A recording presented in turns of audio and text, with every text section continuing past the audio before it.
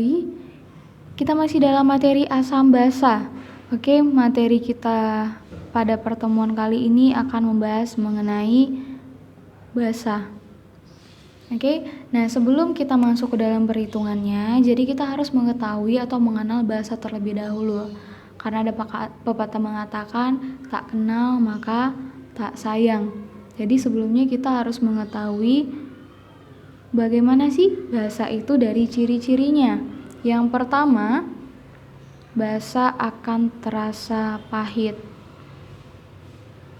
Oke, yang kedua dia akan terasa licin jika terkena atau jika dia ada di permukaan kulit. Ciri-cirinya yang ketiga, dia akan terionisasi menjadi ion OH- dan pH-nya ada di atas 7. pH ada di atas 7 berarti dari pH 8 sampai 14 ya. Nah, yang kelima, dia akan membirukan kertas lakmus.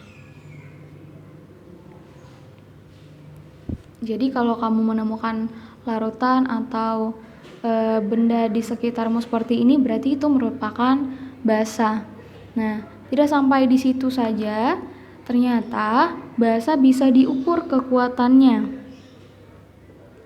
Kekuatan basa, gimana sih Kak mengukur kekuatan basa? Nah, oke. Kekuatan basa itu dibagi dua. Yang pertama, basa kuat. Yang kedua adalah basa lemah. Basa kuat akan terionisasi sempurna, yang berarti derajat ionisasinya akan sama dengan 1. Sedangkan basa lemah akan terionisasi sebagian, sehingga nilai derajat ionisasinya berada di antara 0 dan 1. Yang pasti nilainya akan berada di bawah 1. Oke, yang termasuk basa kuat itu adalah golongan 1A dan 2A. Karena basa kuat itu lebih sedikit, maka yang perlu dihafal adalah basa kuat. Oke, dari golongan 1A kecuali hidrogen dan fransium. Jadi bagaimana misalnya kalau di dalam soal menanyakan nilai pH sedangkan larutan yang dipakai adalah basa. Oke, jadi di sini kita akan membahas bagaimana mencari pH bila yang diketahui basa dengan judul hubungan pH dan pOH. Bagaimana hubungannya Kak? Mereka baik-baik saja, nggak gitu ya? Oke, nah di dalam rumus kesetimbangan air H2O, kelihatan nggak ya? H2O akan terionisasi menjadi H positif dan OH negatif. Di dalam suhu kamar itu 25 derajat Celcius, nilai kesetimbangannya sama dengan 1 kali 10 pangkat minus 14. Oke, berarti kita boleh buat rumus kesetimbangan dari H positif dan OH negatif. Lalu kita mau mencari kekuatannya.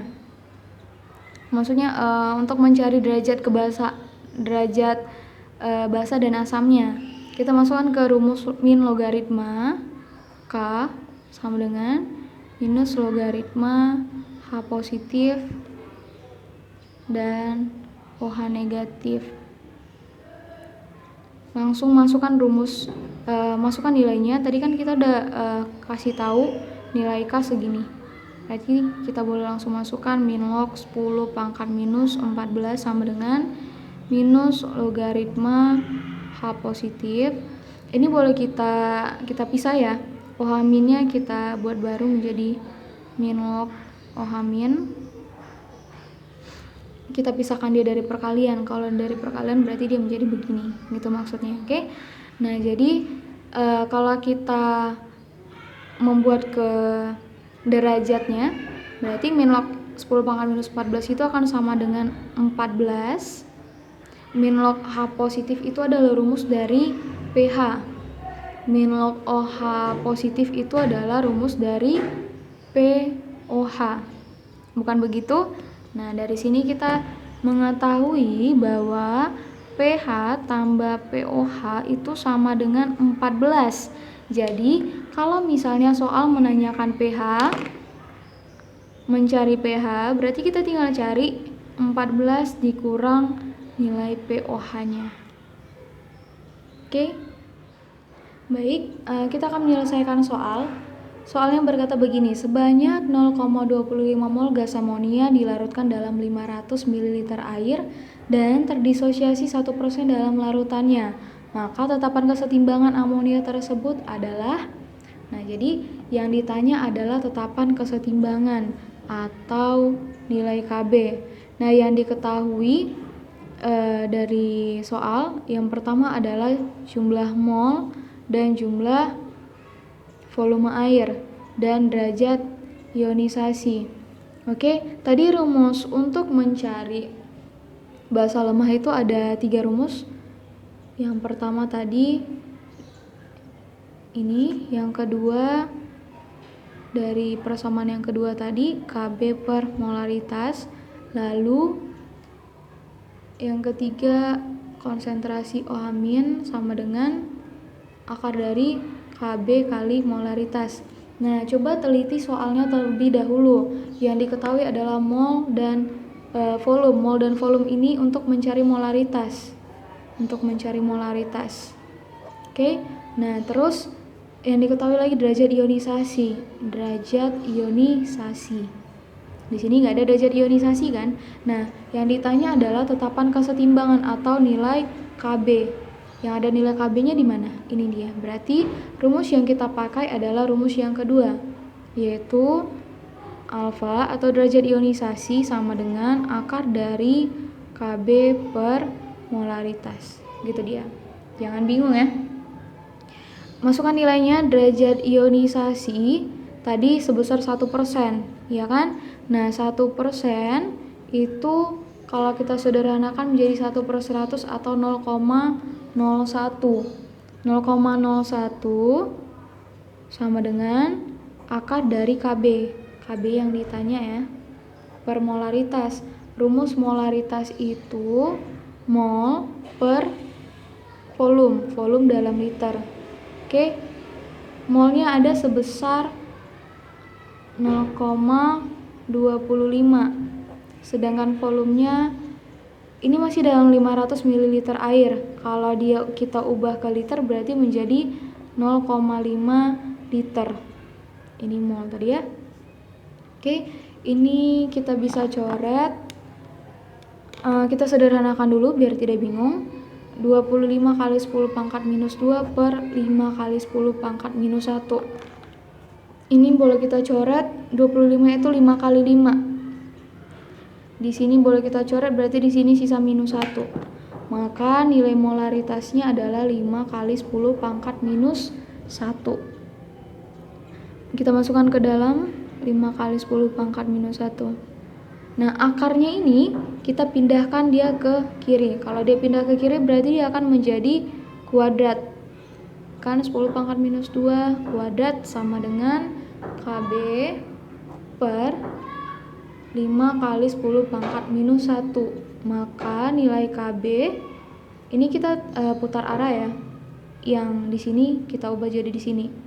Oke, 10 pangkat minus, ini 10 pangkat minus 2 dipangkatkan 2 itu berarti menjadi 10 pangkat minus 4. Kita tinggal kalikan.